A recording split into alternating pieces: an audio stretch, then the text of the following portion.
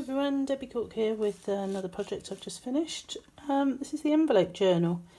Very strange project, this one. Struggled a bit with interleaving the envelopes, which should have been quite straightforward, but didn't seem to be.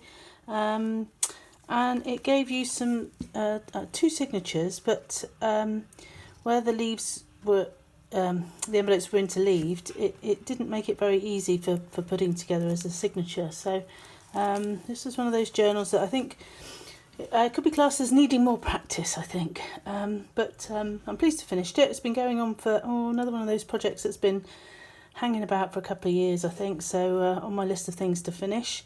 And as with anything, if it takes that long to finish, it never turns out like I can't even remember what I was first thinking when I started it. So a bit of a strange combination. The cover is a cereal box cut down using the folds, and I couldn't even get that right. I've got one side longer than the other. But what it does go to prove is that you just have to keep going and just make the best of it, really. It doesn't really matter in the greater scheme of things. So I did some franken paper on the front, and then cut it over, folded it over, and then added on the fly sheets some jelly plate printing that I did. Again, that was done some time ago. Didn't quite have a piece that was big enough to go on both sides, so I decided that I would try and match to the image on the first and on the last page, so that's why they're different. And then I just used an offcut of this to go up the spine, so that when you get to the middle signature you can actually, it's not just cardboard, so you can see that. The actual card actually wasn't a cereal packet, thinking about it. It was one of those Amazon thick envelopes, which always make good covers, so best to hang on to those if you get them. So let's have a quick flip through. Tricky again to think about my thought process of this, as it was so long ago, but basically I'd done most of the journal, but I had a few pages that were missing, so I just finished those off and then put the cover on. So I think starting from here was one that I did some time ago now. Chosen for the colours, obviously. I thought they were rather nice together. This is an old, it's not actually a vintage image, but supposed to look like one.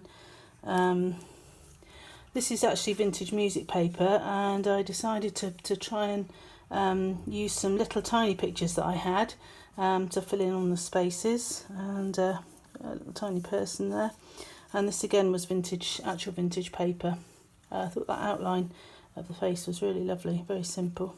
For someone who doesn't draw, it was appealed to my sense of being achievable. This was from a calendar, an old retro calendar. So again, the colours led itself very well to a sort of orangey page.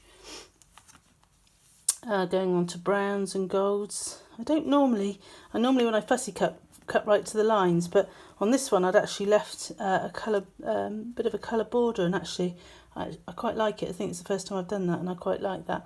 But again, this mainly images from catalogues and things.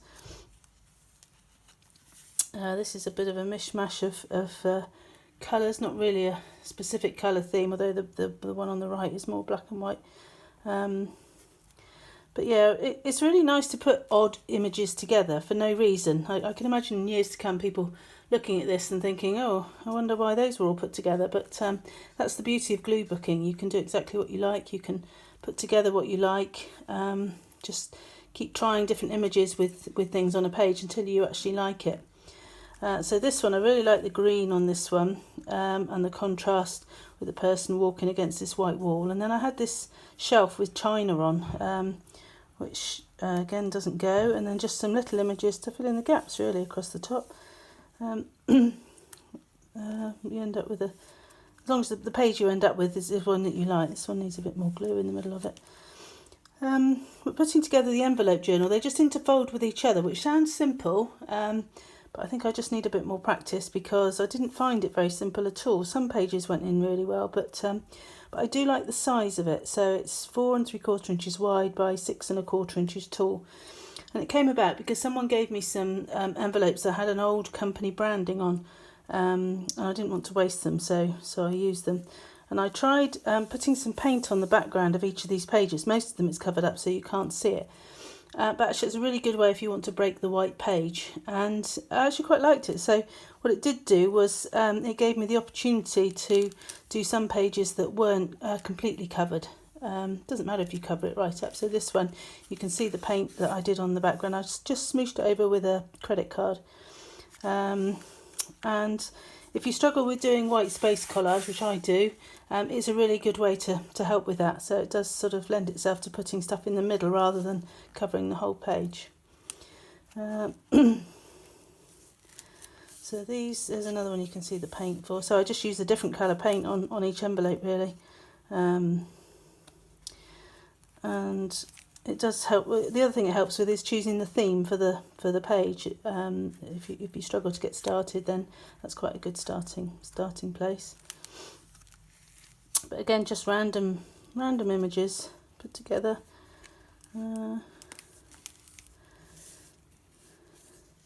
I kept going with it because although I didn't like the format of the envelopes folded into each other in terms of how it made the signatures, I really liked the pictures, the pages as they came together. So I thought I decided I would continue it and actually sew it together. So it's just sewn together with a 3-hole pamphlet stitch, and one of the most straightforward ones. And again, a piece of jelly plate printed paper to finish off the inside cover. So there you have it. It looks as though it could do with tightening up a little bit too. This journal really wasn't great in terms of technical ability, but I enjoyed it. I did like the pages; they came together well. So that's the most important thing. Okay, thanks very much.